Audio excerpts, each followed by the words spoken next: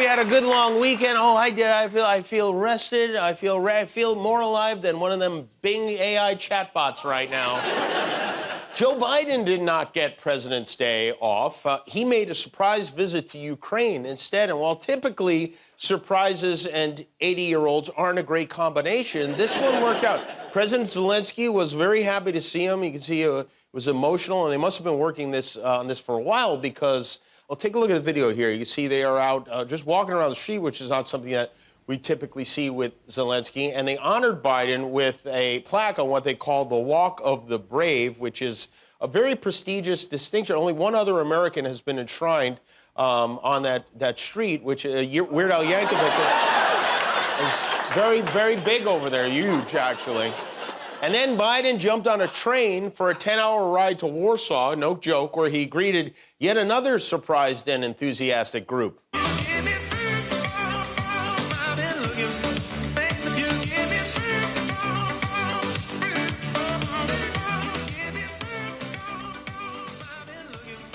Hello, Poland. I don't know why that's funny, but it is.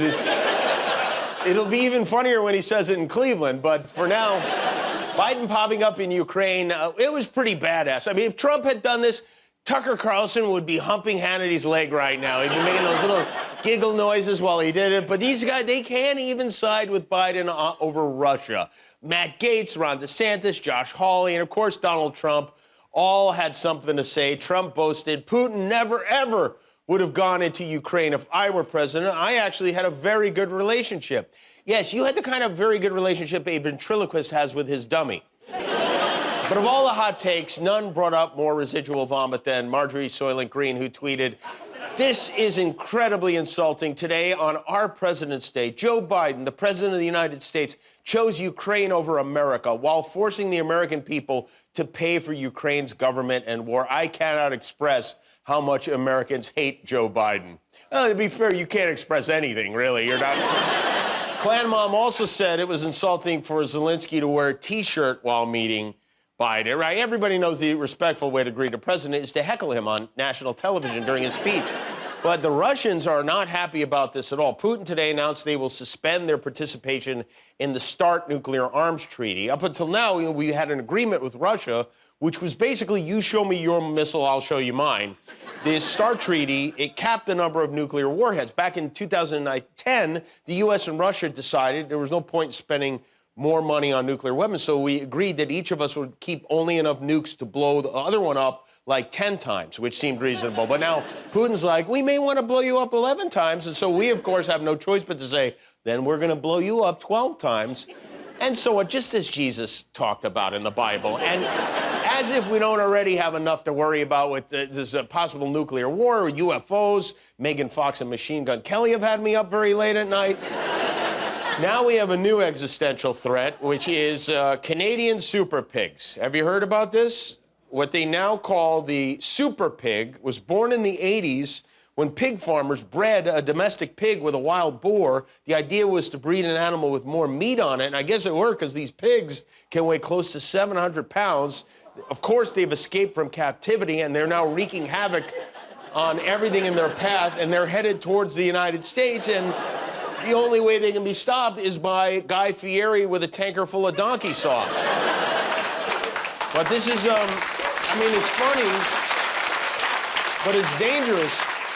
The last time Americans were threatened by a super pig, we elected him president. And Trump actually had a good idea this weekend. It was truly Nikki Haley's idea, but he took it to make it seem like it wasn't about him. He wrote, anybody running for the office of President of the United States should agree to take a full and complete mental competency test. Blah, blah, blah. And likewise, but to a somewhat lesser extent, agree to a test which would prove that you're physically capable of doing the job. Being an outstanding president requires great mental acuity and physical stamina, or so he's heard anyway. But I really hope they do. I would pay 50 grand to watch him try to do a sit-up. I really would. Hulk Hogan spent his President's Day with a Q&A at the airport Hilton in Palm Beach. True. Trump spoke to a group of supporters known as Club 45. Is this some kind of a Trump fan club? Tickets to the event, I went on the website, included a discount for Tony Roma's ribs. For real. The Lord of Mar-a-Lago took questions from the crowd, including a 5-year-old girl who asked a question about inflation. And keep in mind, this 5-year-old girl was also there when the subject line turned to our borders. And he wanted to make something abundantly clear. They're going to legalize everybody eventually. You know, if they're in, including the criminals that come in, which are plenty. Remember, I used the word rape in my opening speech, and I mentioned the word rape. Remember, it was so terrible. I mentioned the word rape. And I got great marks on the speech. And then about 2 days later, they called. They said, "Did he say rape?" I said, "Yeah, I said rape." Make America rape again. That's his new slogan. What was that idea about the mental competency test again? Because we're getting more insight into the devious mind of George Santos from, of all people, George Santos. The future former congressman inexplicably sat for a lengthy interview with Piers Morgan, who asked why he told so many lies during the campaign. Well, I'll humor you this. I ran in 2020 for the same exact seat for Congress, and I got away with it then, and I guess... Right. Well, that's honest. Stupid. So you thought, actually, they're not going to find out? No, I didn't think so. You see, the reason why he lied is he usually gets away with it. I don't categorize these as mistakes. I think that part of your process, of the cathartic process of redemption, if you like, it's got to start from, I've been a terrible liar. I mean, would you be prepared to say that? Sure. Like I said, go on, then. Well, I've been a terrible liar on those subjects. I disagree. I think you've been a pretty spectacular liar. I think we haven't seen lying like this in a very long time. I mean, this guy lied about his education, his employment history, his family history, his campaign finances, charity work, his mother's volleyball career. He allegedly wrote bad checks. He allegedly stole puppies. And he told a group of Jewish voters he was Jewish. You're not Jewish. Well, I never said I was. You basically said you were. And I would always say, but my grandparents are Jewish on my mother's side, so I'm Jewish. That was always a joke. Everybody used to laugh it up. I said it to a room with 1,000 people in November. People were hysterically laughing. It was funny to them. They loved it. I don't think Jewish people find it funny. They were Jewish. Yeah. Or maybe they were Jewish. You really don't know now. That's how George Santos came up with the idea for the show Blackish. He came from workshopping it in those meetings. Now, this is what a real Jewish lawmaker looks like. Check out who somehow wandered in the background of a TikTok video. I tried to pay, he begged me to stay. Babe, I'm not staying, I just want to play. And the party, just want to rock. It's Bernie Sanders. Unfortunately, the video cut off right before he drops it low, but it was...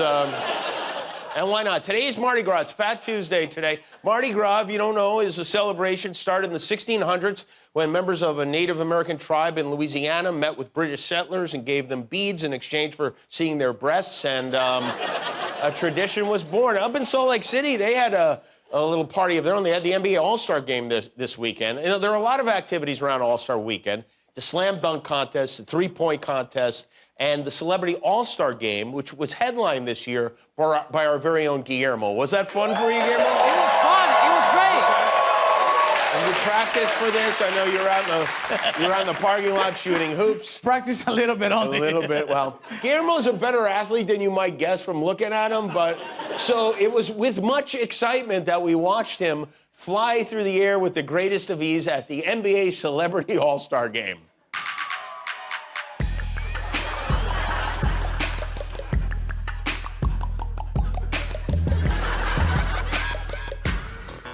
I might be the worst player here, but I'm the best dressed here. You know, this is from Steve Harvey Husky collection. Yeah, look. I got a towel, I got some churros in there in case I get hungry. Yeah, little baton churros. What can we expect from you on that basketball court? Well, a lot of sweating and maybe a heart attack.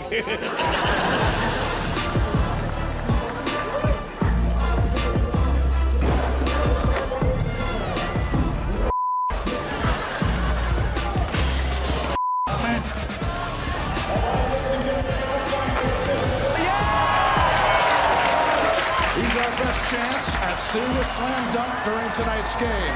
From ABC's Jimmy Kimmel Live, Guillermo Rodriguez.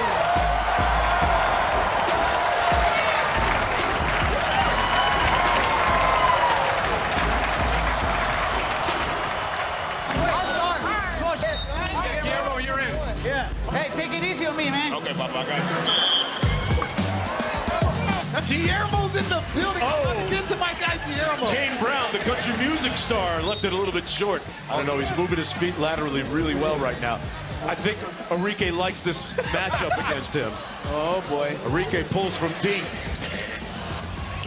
Wait. Try to make a pass. Watch out for the train. We got Zion Williams. He Can't even make a good decision. Oh, Rings. Guillermo's ready to go. Guillermo time. The way the crowd lived and died on that air ball. Oh, Guillermo. The people's choice, Guillermo. We're going to take a short break. Back to Salt Lake City right after this. Can I ask you a trivia question? Sure. Okay, are you ready for this? All right, here it is. It's a celebrity game, and there's some celebrities down there. One of them is Guillermo Rodriguez. Now, what show is he on? Jimmy Kimmel, Jimmy Fallon, or Jimmy Buffett? Jimmy Fallon. Jimmy Fallon!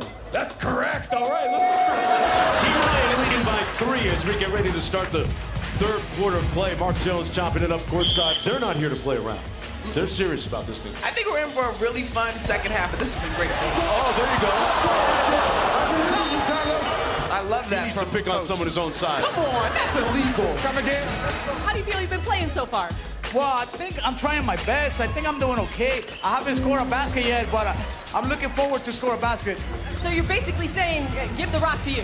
Yeah, give me the ball, please. Yeah, pass me the ball, guys. Okay, so let me talk to one of your assistant coaches, the Fat Joe. Guillermo says he wants the rock more. What do you think of that strategy? You know, he's my favorite. I started him, you know.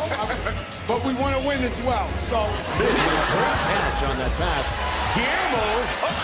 That is the most Guillermo thing that you will see tonight. Hey, we need to count that as a bucket. Oh, yeah. Oh, yeah. That's my pizza. Hey, coach, I ordered pizza. You want some pizza? It looks sad, right? It smells good. What is Guillermo doing? Wait a minute. He's coming over to Shaq. You ordered pizza. This is not time for that kind of delivery. Oh, no. It's not Papa John's. It's not Papa John's. Yeah, you get that out of here. I love Shaq. He's the best. He's the best. Best guy right here. Oh, good, great. I'm tired. What you got up in there? I got tequila. Here's reggaeton star Ozuna. Oh, Rico put the clamps on. Showtime for DK. That might be it. That mark now. You know,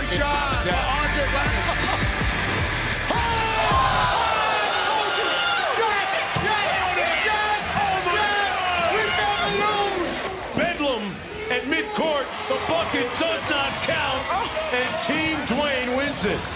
One more look. The ball was still in Biz's hand at the expiration of the clock. Right there, you can see it. Listen, we didn't win, but at least I got my cereal indoors. Here, look, you want to try my cereal? Here. I'm giving it to you. It's for you. Thank you so much. Wow, he took my cereal, yeah? Listen, I tried my best. I had a lot of fun. I'm so tired. I'm going to go eat right now, and I'm dying for a beer.